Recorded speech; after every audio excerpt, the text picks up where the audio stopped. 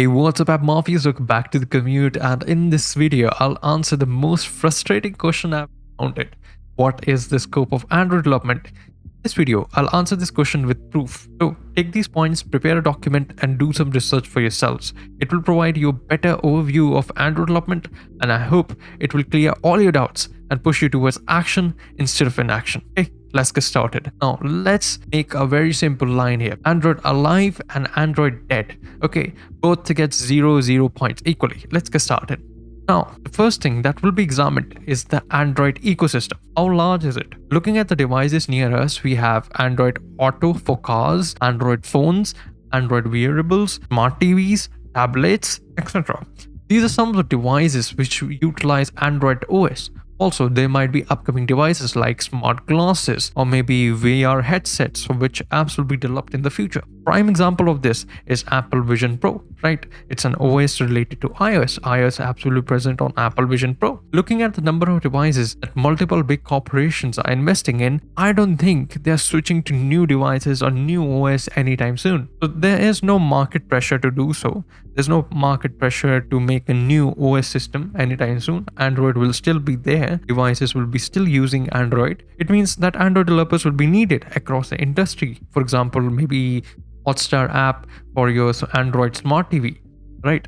Android game for your phone, or maybe developing an health app that connects a health ring with your Android phone. There'll be something around the corner that investors will be investing in, and it will definitely have Android on it. So again, I'll give the point as Android live is equal to 1 and Android dead is equal to 0. Let's try to analyze the second argument, that will Android OS stick around forever? Android OS is an open source OS. There's no need or motivation for a new OS in the market. First of all, it's really difficult to develop a new OS completely. Secondly, even if there is a new OS, it means more competition and more pressure on Google to actually release something better, right? Better updates, better things for people, for customers. It means overall it's a good thing for app developers. And I'll give Android live is equal to 2 and Android dead is equal to 0. Let's go on a tangent here and try to explore some new industries like IoT, Internet of Things. Is there any need to develop a new OS with just smart home devices? The answer is pretty much no. We do not need a new OS for IoT devices, while we can use an open source one. So Android developers will still be needed to integrate these devices with our phone. So again, Android live is 3, Android dead is 0. Let's go a bit deeper and analyze the Android code base. Previously, I worked with Flutter while I was an Android developer. How can I work with Flutter while I'm an Android developer?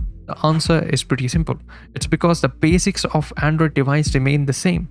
Jetpack Compose is pretty similar to Flutter. So we can have multiple languages and we can learn them if we need to. Also, with the new KMP in production level, I think most of the big corps like Twiggy are switching to that. Android live again 4 and Android dead 0. Looking at the future opportunity for Android developers, right? If we look at some of the future opportunities, where can Android developers go? Android developers are constantly working with UI UX, product managers, backend developers. So again, you can switch between these fields once you are experienced enough. So the transition is much harder as compared to just Jetpack Compose and Flutter, but you can do. I'm learning Golang with Android. I've seen a lot of people switching that. So this happens. Now I'll stop counting, and for now I'll give you some homework to do. Okay, here are some points to do research on. Number of Android devices in the world, and is it increasing or not? Number of Android users in the world, is it increasing or not? Cash flow on Android, is it increasing or not? If you can answer all of these questions, you will have the answer of the scope of Android development in the future. If all these things increasing, it means companies will still invest in creating apps in the future. So I have given my opinion. This is my opinion and my advice. Take this with a grain of salt and do your own research and decide for yourselves. For now, this is it. I'll see you next time. Bye-bye.